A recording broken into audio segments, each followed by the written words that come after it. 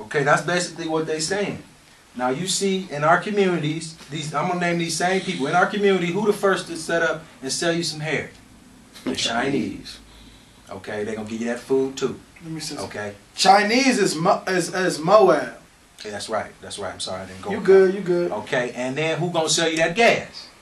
Arabs. Ishmaelites. Ishmaelites, the Arabs. They're gonna sell you that gas, and then how you gonna get some money? Who gonna be over them banks? Edom, the white man. Jewish, yep. And they don't cross each other's path. No, they don't. Think about that. You don't see no white man behind the register or no gas station. No, If you do, he broke. You know what I mean? He just a work. He just a clerk.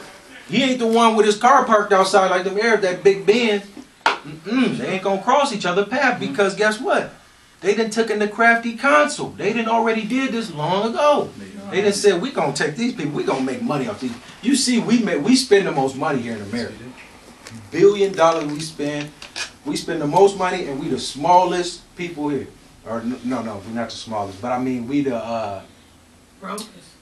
yeah, but yeah, ratio we don't have no money. You know what I mean? But we spend the most. So we spending our money on stuff we probably basically don't need. If you're not running nothing, no businesses, that show you right there. We not buying businesses. Okay, I forgot the ratio on how much we spend on hair and all that, but we spend the most. We own less than 0.1% of the land in this country. Less than 0.1. And that's where it comes. But the thing is, to me, is that they just don't cross each other's path. That's why this stuff is just this prophecy right on. Okay. Every neighborhood is set up the same. Every inner city about the same way. They come over here from another nation, set up, don't got to pay no taxes. None. The deal been done. We've been here. We built this country. All right? And we don't get no breaks. They didn't. Y'all know about all the stories. They robbing all the farmers. Mm-hmm. They took their lands. I remember we seen a clip on Martin Luther King on YouTube. They won't never let you show. Martin Luther King went off before he just about died. Because just about before he died, he started... he started just going off. You know what I mean? He started waking up. Yeah, he started waking up. Okay, so he was going off on this one clip. You'll see. You just ain't never seen him in this kind of manner. This boy was going off about them farmers and about the deals being sanctioned on how they can just own all this land, and then they don't have they interest rate is so low that they able to purchase all these acres. You know what I mean? It's just so sad, man. So. Our next point we're gonna go to basically is Ham, because we gotta understand the deception being done that we're African. So we're gonna go to Ham in the Bible dictionary. Zombies.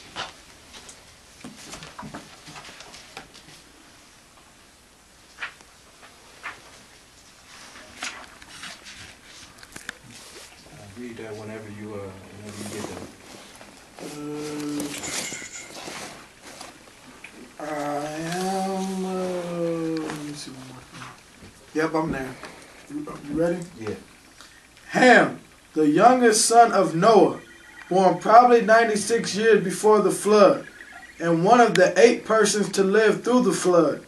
He became the progenitor or the father of the dark races, not the Negroes, but the Egyptians, Ethiopians, Africans, Libyans, Africans, and Canaanites. Africans. Is that it? His indecency when his father lay drunken brought a curse upon the Canaan. So basically, you got to be from one of them 4 families to truly be from the land of Ham, or the European word Africa. Okay, so out of them 4 families, you must be from to be from Ham. It said not the Negroes.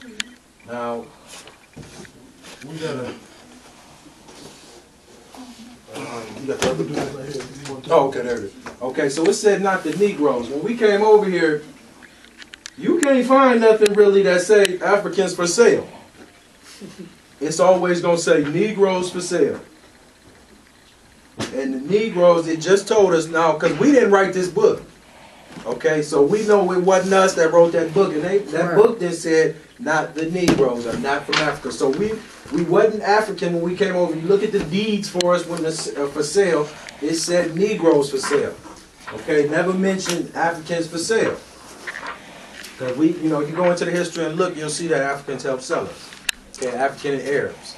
Okay, because the white man was not physically going to put his hands on us and get us himself. He knew he couldn't do it. He had the strength. Guess what they did, though? They owned all the ships. The Jewish, too, they owned all the ships. They financed the whole slave trade. Okay, and the Arabs was the invention. They're the inventors of the slave trade. They're the first ones to do that. Tell them the name of that first slave ship. SS Judah. SS Judah. SS Judah. And if you go into the research of the owner of them ships, one of the biggest names was Aaron Lopez. Okay, from Spain. And the Jewish, they use Spanish names. So, you know what I mean? He was Spanish, but Aaron Lopez was the ship owner. I do got something on all the ship owners, but that's not what our topic is about. But all the ships got Hebrew names, name of them and stuff. This stuff is just, doing the research, it's just, man, it's crazy. So, all right, so let's, we named off all the families of the Africans. Let's go into the Ethiopians. Let's see why they're calling themselves Jews. Let's see the history on that. What would make them think that they the people when they from Ham? Okay, let's go to 2 Kings. 2 Kings 17 and 17 to find out how the Ethiopians got in the land. How did they start calling themselves that? Because, you know, if you've seen any specials today, even the Ethiopian think they got the ark. Okay, they in this place that's secure. It got gates around it. It got soldiers around it. And they say the ark in there. You know what I mean? And we know that the ark ain't in there because even in the scripture tell you, anybody who touched it that wasn't Israel died. Okay, so I mean, it's just lies upon lies. So let's go to 2 Kings 17:17. Go ahead, start at the 17th verse, brother. Read. 2 Kings 17 and 17. And they caused their sons and their daughters to pass through the fires, and used divination and enchantments, and sold themselves to do evil in the sight of the Lord, and to provoke him to anger. Therefore the Lord was very angry with Israel, and removed them out of his sight. There was none left but the tribe of Judah only. Also Judah kept not the commandments of the Lord their power, but walked in the statutes of Israel which they made. And the Lord rejected all the seed of Israel, and afflicted them, and delivered them into the hand of the spoilers, until he had cast them out of his sight.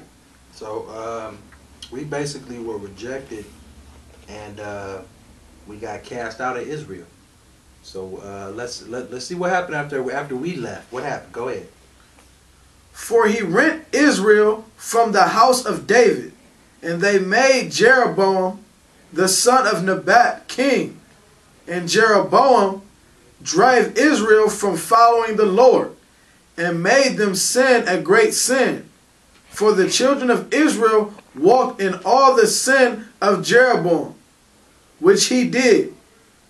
They departed not from them, until the Lord removed Israel out of his sight, as he had said by all his servants the prophets. So was Israel carried away out of their own land to Assyria unto this day.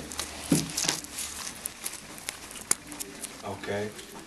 So Israel was carried out, and Assyria came in. Go ahead, verse 24. 2 Kings 17 and 24. And the king of Assyria brought men from Babylon, and from Katham, and from Avah, and from Hamath. Okay, so stop right there. That's Ethiopia, folks. He brought in